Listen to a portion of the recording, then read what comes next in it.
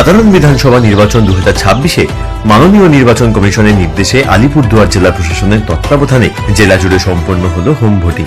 এই উদ্যোগের অংশ হিসেবে আজ আলিপুরদুয়ার জেলার দুর্গম পাহাড়ি অঞ্চল আদমা, লেপচাকা, বক্সাতেও সফলভাবে অনুষ্ঠিত হল হোম ভোটিং।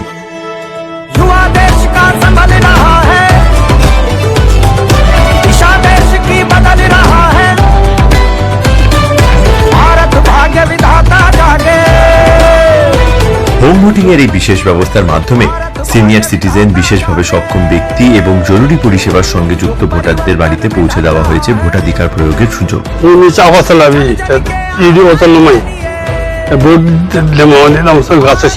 প্রায় 3000 ভোটারের কাছে পৌঁছে গিয়েছে জেলা প্রশাসন। নিশ্চিত করেছে প্রতিটি ভোট যেন হয় নিরাপদ, সুষ্ঠু এবং নির্ভয়।